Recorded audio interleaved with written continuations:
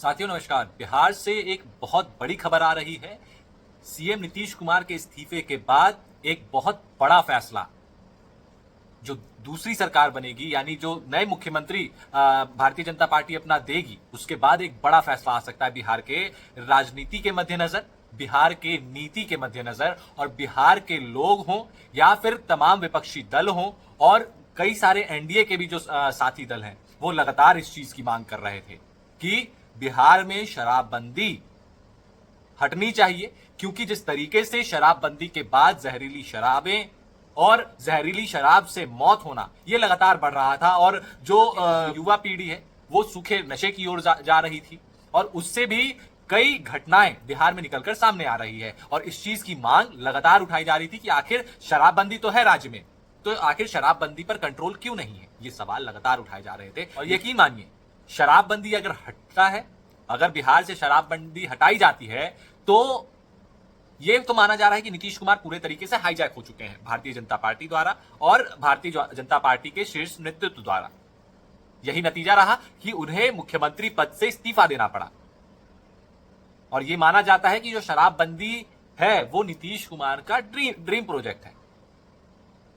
तो अब दर्शकों को भी यह समझना पड़ेगा कि नीतीश कुमार का ड्रीम प्रोजेक्ट शराबबंदी, बिहार से उसको अगर हटाया जाता है तो यह कितनी बड़ी नीतीश कुमार के लिए क्षति होगी कि वो अपने शासन में शराबबंदी करते हैं और उन्हीं की सरकार में वो एनडीए के सहयोगी दल तो रहेंगे ही, वो खुद मुख्यमंत्री पद से इस्तीफा देकर भारतीय जनता पार्टी एक अपना चेहरा लेकर आ रही है, चाहे वो सम्राट चौधरी का नाम हो या फिर किसी और का। लेकिन ये यकीन जानिए, मैंने अपने पिछले वीडियो में बताया था कि सम्राट चौधरी के नाम पर तकरीबन मुहर लग चुकी है, अंतिम फैसला आना बाकी है, और वो फैसला भी 10 से 20 तारीख के बीच में आ जाएगा और आपके समक्ष वो तस्वीरें भी आ जाएंगी। और 20 तारीख तक हो सकता है अक्षय तृतीया के दिन शपथ ग्रहण समारोह भी हो जाए बिहार में नई सरकार के गठन को लेकर।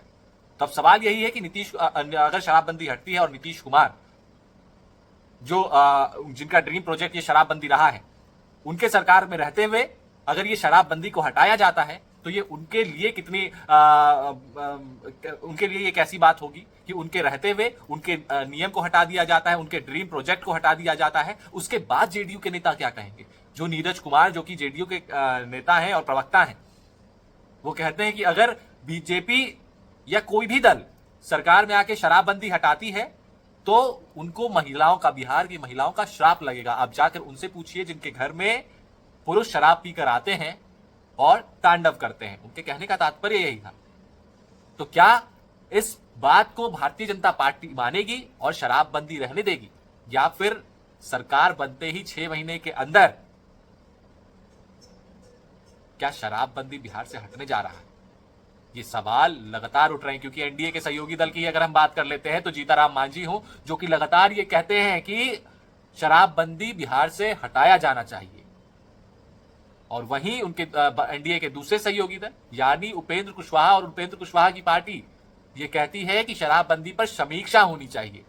भारतीय जनता पार्टी के भी कई विधायक हैं जो कि ये मांग कर रहे हैं कि शराबबंदी हटाई जानी चाहिए या इस पर समीक्षा होनी चाहिए। बीच में समीक्षा भी हुई थी, आपने तमाम खबरें भी सुनी होंगी। लेकिन अब सवाल यही है कि क्या समीक्षा होगी?